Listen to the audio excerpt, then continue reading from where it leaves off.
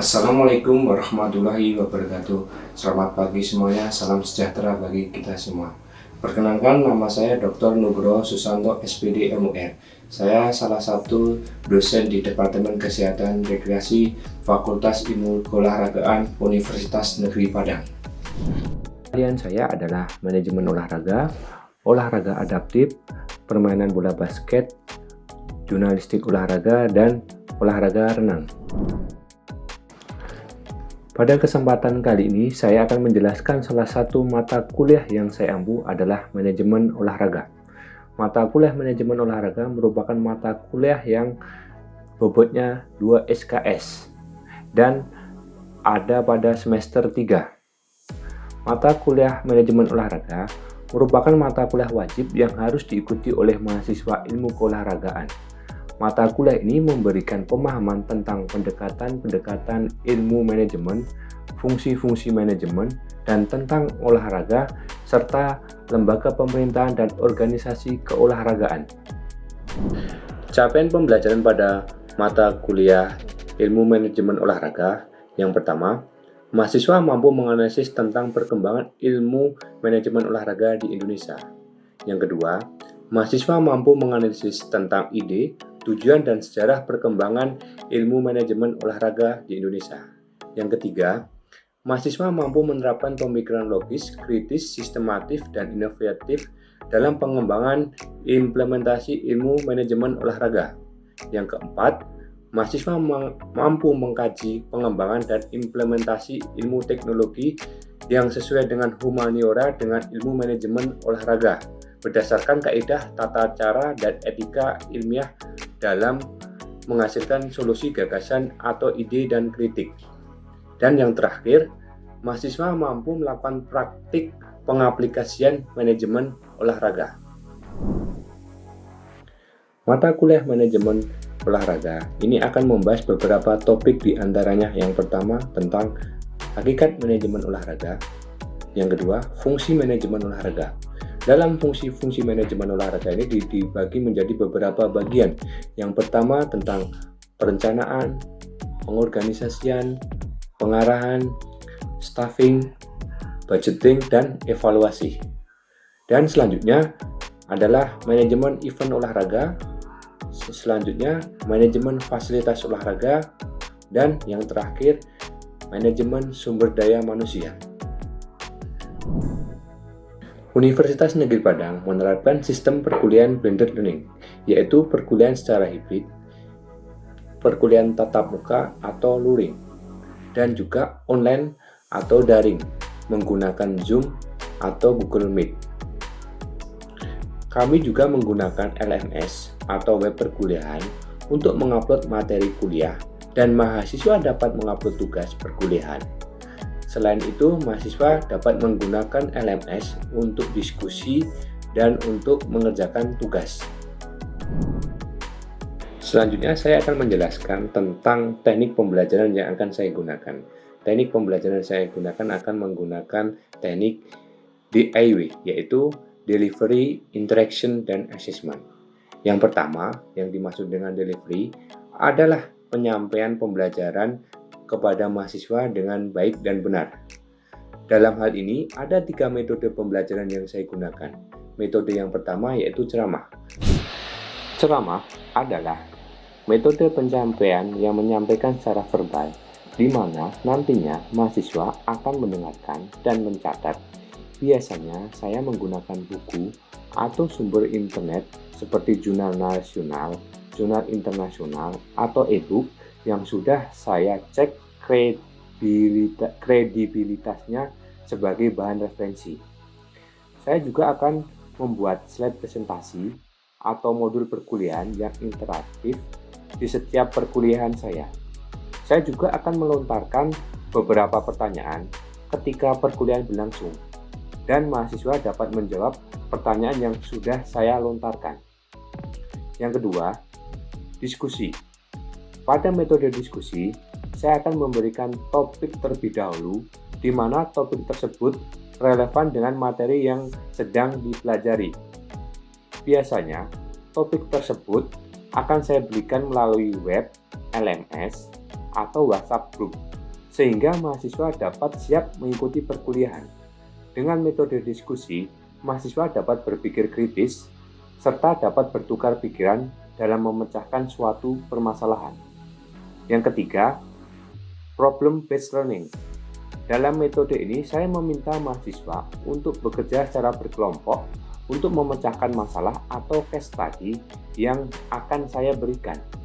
Selanjutnya, mahasiswa mencari informasi yang relevan serta menganalisis solusi yang tepat. Menurut saya, metode PBL atau Problem Based Learning ini sangat bermanfaat bagi mahasiswa karena dapat memahami materi dan menghubungkan dalam konteks kehidupan nyata. Teknik yang kedua, interaction, adalah bagaimana saya berinteraksi dengan mahasiswa di dalam kelas. Saya selalu mendukung mahasiswa untuk selalu bertanya ataupun memberikan jawaban pertanyaan mengenai isu-isu yang sedang dibahas sehingga perkuliahan dapat berlangsung dengan baik. Saya juga menggunakan LMS untuk berdiskusi tugas dan saya menggunakan WhatsApp group untuk berdiskusi secara online. Saya yakin dengan hal ini dapat memudahkan dan memberikan kesempatan untuk berdiskusi di mana saja dan kapan saja. Yang ketiga, assessment, adalah bagaimana saya menilai kemampuan mahasiswa. Saya menilai kemampuan mahasiswa dengan bobot penilaian yang telah disepakati bersama pada saat awal perkuliahan. Harapan saya, mahasiswa dapat mengikuti perkuliahan dengan baik. Berikut contoh penilaian yang akan saya terapkan dalam pembelajaran manajemen olahraga. Selanjutnya, mari kita saksikan video pembelajaran kuliah manajemen olahraga pada minggu ketiga.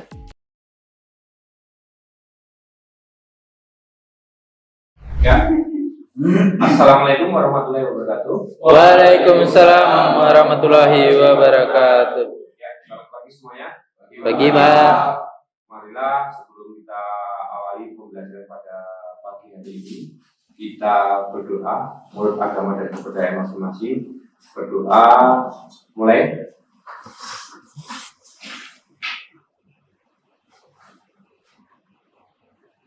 Berdoa selesai. Ya, sebelum kita melanjutkan ke materi pertemuan ketiga, terlebih dahulu akan saya presensi ya. Yang pertama, Aldi adalah Anissa Puspita. Anissa Fitri Hara, Fauzi Zulma, Nadia, Safal, ya, Tegar, Tiwi, Afgal,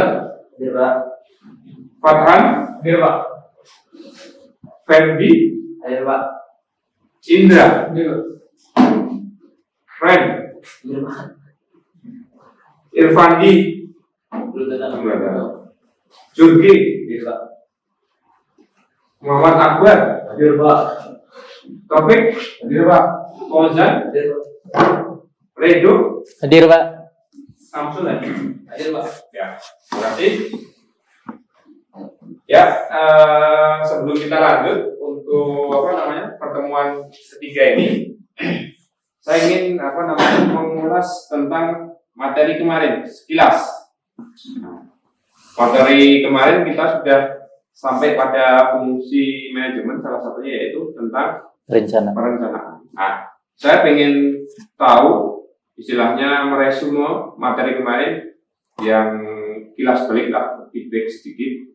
Siapa yang tahu tentang perencanaan? Silakan. Sebelum kita lanjut ke materi pengorganisasian. Ya, ada yang ingin? Pak, Ya, izin, Pak.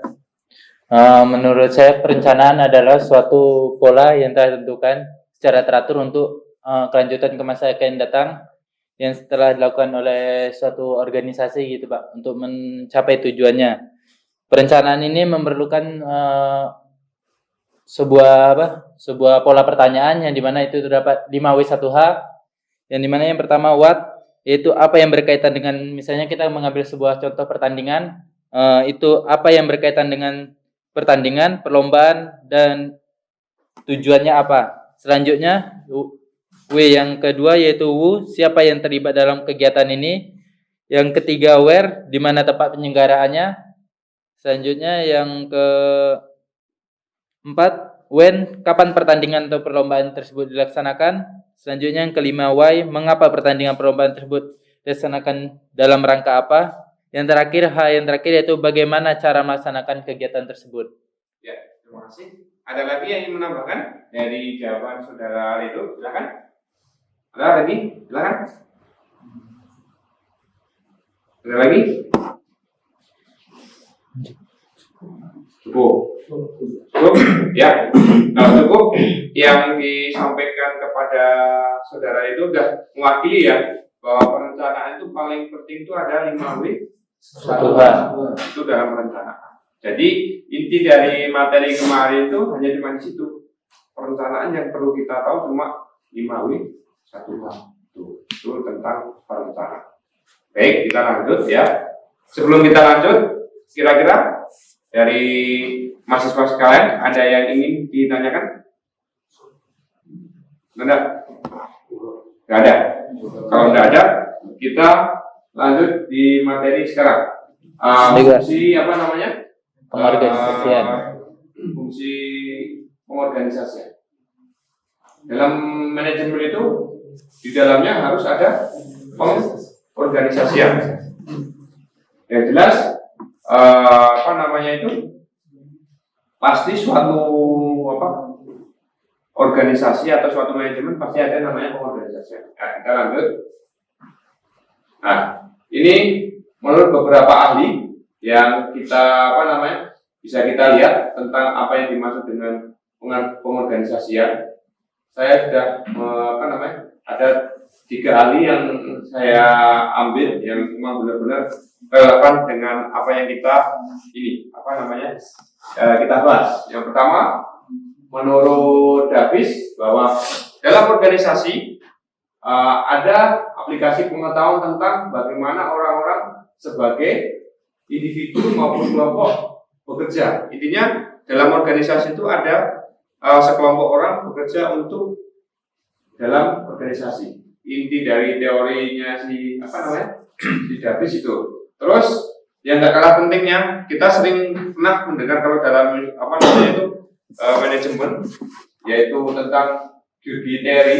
Ini sangat terkenal, orang ini sangat terkenal dalam teori manajemen, bahwa dalam pengorganisasian adalah tindakan yang berhubungan dengan efektif antar orang hingga mereka dapat bekerja secara efisien. Maka dari satu teori sama teori ini sudah sangat berbeda. Kalau ini bekerja sama dalam berorganisasi, tapi kalau yang ini secara efektif, efisien. Nah, kita tambah lagi dengan teorinya Jones. Bagaimana? Dia menyatakan bahwa suatu organisasi, suatu alat yang dipergunakan untuk mengordinasikan kegiatan mencapai sesuatu yang mereka inginkan atau nilai yaitu mencapai tujuan. Nah, dari 3 pengertian ini jelas sangat istilahnya berbeda. Yang pertama, bekerja sama dalam organisasi. Yang kedua, secara efektif, ya kan? Yang ketiga, mencapai tujuan bersama. Maka dari pengertian pengorganisasian bisa kita simpulkan bahwa pengorganisasian, ada tidak yang berani menyimpulkan dari ketiga teori ini? Ada tidak kira-kira yang berani menyimpulkan? Silakan.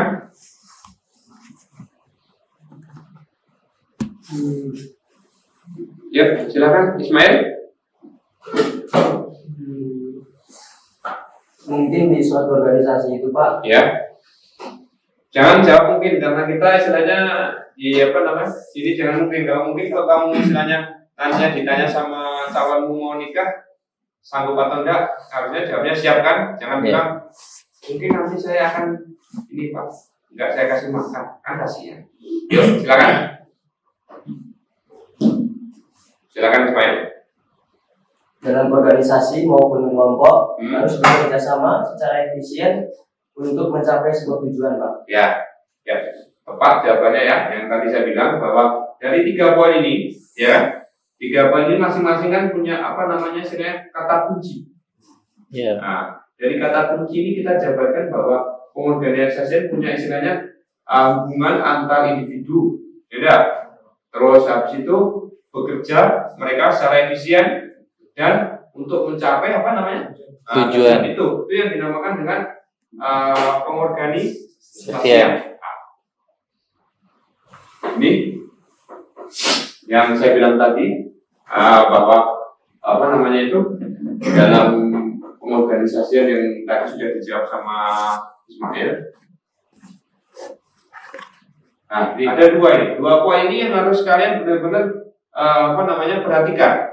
Yang pertama bahwa organisasi sebagai wadah adalah di mana kegiatan administrasi manajemen dijalankan sehingga bersifat relatif statis. Setiap organisasi perlu memiliki suatu pola dasar struktur organisasi yang relatif permanen. Maksud di sini, ketika dalam sebuah apa namanya manajemen atau sebuah organisasi, dia harus ada strukturnya, paham?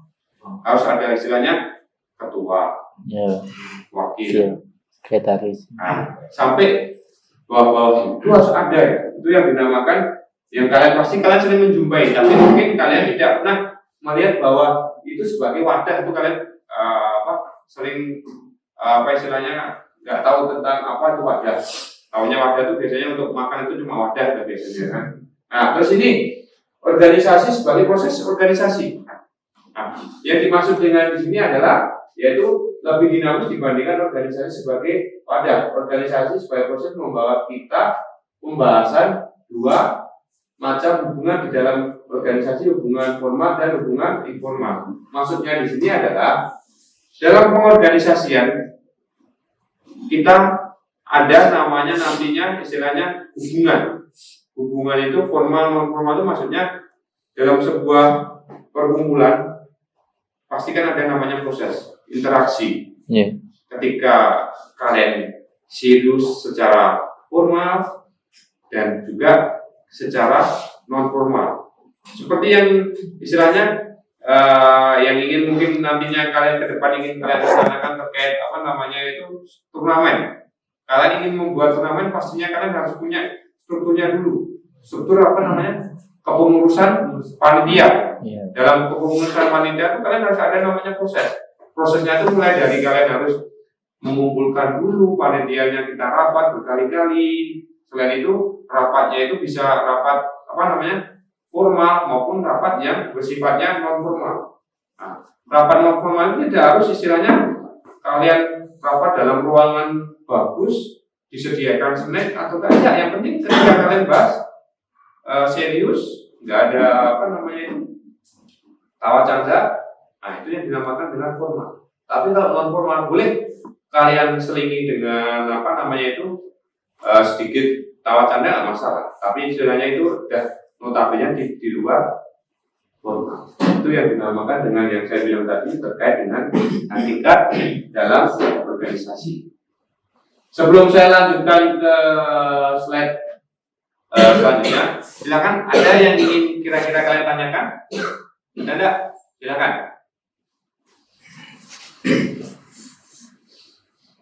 Ada?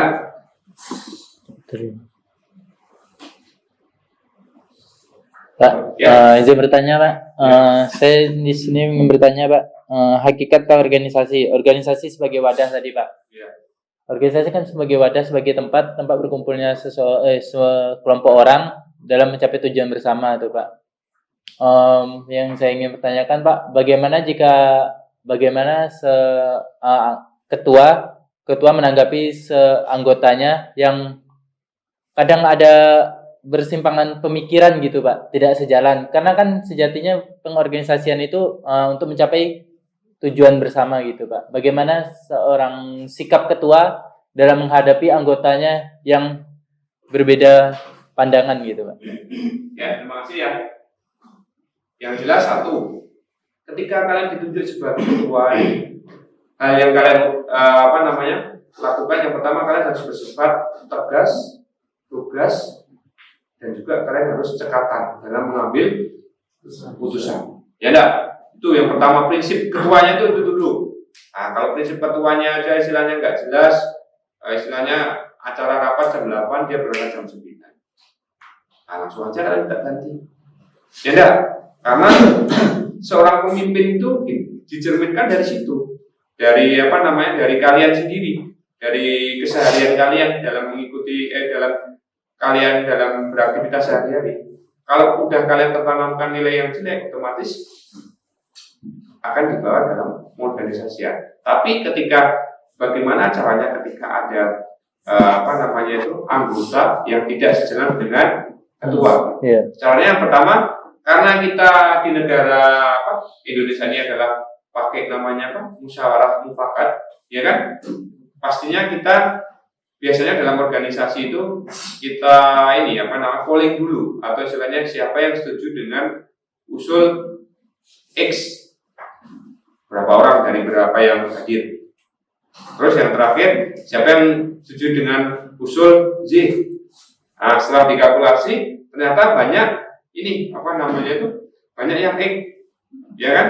Tapi walaupun banyak yang X, ketua tugasnya di sini harus emang benar-benar dia menentukan keputusannya. Ya enggak? Kalau umpamanya kita berdasarkan asas musyawarah mufakat, daripada kita istilahnya nantinya terjadi perdebatan atau kan, tujuan jelas. Ya enggak? Iya, Pak. Habis itu tujuan dalam organisasi harus dipahami. Pasti itu kalau nggak dipahami nggak mungkin. Nah, tujuan harus diterima. Adanya arah kesatuan arah. Adanya kesatuan perintah, yang saya bilang tadi. Iya, Pak. Adanya keseimbangan. Nih, adanya pembagian tugas. Di sini banyak nih, struktur organisasi harus jelas. Terus pula dasar pengorganisasian. Adanya jaminan jabatan. Yang terakhir ini balas jasa. Dan penempatan harus sesuai dengan keahliannya. Ini yang dinamakan tadi saya bilang tadi, yang saya jelaskan di awal tadi, hampir mirip bahwa pengorganisasian harus ada semuanya ini. Nah, kondisi keadaan kadang ada yang dalam pengorganisasian itu tumpang tindih. Paham? Tumpang tindih itu maksudnya dalam pengorganisasian itu ada yang katakanlah dalam menjabat itu bisa 2 jabatan rangkap. Nah, di olahraga sering kayak gitu, banyak. Dan kalian sebagai mahasiswa olahraga pastinya tahu seperti apa. Itu terkait dengan prinsip pengorganisasian. Ya, lanjut terkait ini struktur dan tipe pengorganisasian. Nah, biar kalian tahu, yang pertama organisasi publik. Nah, organisasi publik itu seperti apa? Yang jelas kalau di Amerika Serikat kayak termasuk federal dalam pemerintahan. Kalau di Amerika Serikat nih. Terus yang nirlaba, non-profit organisasi seperti yang PSSI, MASI, ya enggak, yang kalian ketahui. Kalau dalam basket, apa namanya dalam basket? Organisasi, sama mirip. Terus yang terakhir, komersial organisasi. Apa yang dimaksud dengan komersial organisasi? Yaitu adalah keuntungan olahraga profesional publik dalam pengajarannya adalah organisasi. Bagaimana cara langkah-langkah dalam pengorganisasian? Di sini ada caranya, ada 3. Yang pertama, seluruh pekerjaan harus dilaksanakan untuk mencapai tujuan organisasi. Terus yang kedua, pembagian tugas harus sesuai dengan logika yang dapat dilaksanakan pada 1 orang. Dan yang terakhir, dalam pengadaan pengembangan, mekanismenya mengkoordinasikan pekerjaan kepada semua orang yang terpadu dan harmonis. Itu yang terkait dengan langkah-langkah pengorganisasian. Jadi inti dari pengorganisasian itu, pertama harus sesuai dengan tugas kalian masing-masing. Kalau tugasnya ketua, jadi ketua. Jangan sampai tugasnya ketua merangkap ini jadi seksi perlengkapan. Tidak boleh itu. Banyak kalian dalam kepanitiaan pasti ada itu yang seperti itu. Kebetulan kalian jadi panitia 17 Agustus, ya kan? Tuh. Terus Ini bentuk-bentuk pengorganisasian hampir mirip sih sama yang saya bilang tadi. Ini terusannya ini. Tadi sudah saya bilang publik, dan komersial. Terus ini bentuk organisasi. Di sini ada 3. Ini staff, terus istilahnya berhubungan dengan seluruh organisasi. Terus yang selanjutnya fungsional. Fungsional ini adalah menekankan pada struktural atau istilahnya menekankan kepada jabatan seseorang tersebut. Terus yang ini organisasi tipe kepanitiaan dibentuk hanya sesuai dengan tugas dan diselesaikan pada organisasi tersebut, seperti yang kita bisa kita lihat seperti kepanitiaan 17 Agustus. Setelah itu selesai, tidak ada beda dengan PONI. Yang untuk selanjutnya organisasi lini. Organisasi lini ini mempunyai beberapa ciri-ciri. Yang jelas hampir sama nih. Pertama, organisasinya sederhana, kecil. Terus tujuannya sama. Terus kecenderungannya yaitu bertindak otoritas cukup besar. Tuh, itu yang dimaksud dengan organisasi ini. Jadi dalam bentuk-bentuk organisasi dalam pengorganisasian yang saya sampaikan, intinya tidak jauh-jauh lah dari apa yang kalian alami dalam kehidupan sehari-hari. Pastinya kalian juga mengalami hal yang dinamakan dengan pengorganisasian. Tidak mungkin kalian tidak mengalami dalam hal pengorganisasian. Cukup? Cukup, Pak. Kalau nggak ada pertanyaan, silahkan ini yang yang terakhir ini, silakan kalian catat dan misalnya boleh kalian tulis terkait tugas yang tugas ketiga ini. Silakan. Nantinya tugas ini harus kalian upload ya. Kalian upload di LMS dan waktunya ini adalah satu minggu setelah tugas diberikan. Sebelum saya tutup atau saya akhiri, ada yang ingin kalian tanyakan lagi? Ada? Cukup? Cukup, Pak. Kalau gitu, kurang lebihnya saya mohon maaf. Saya akhiri. Bila taufiq wal hidayah. Wassalamualaikum warahmatullahi wabarakatuh. Waalaikumsalam warahmatullahi wabarakatuh. Nah, itu tadi video pembelajaran yang saya sampaikan. Kurang lebihnya saya mohon maaf. Saya akhiri. Bila taufiq wal hidayah. Wassalamualaikum warahmatullahi wabarakatuh.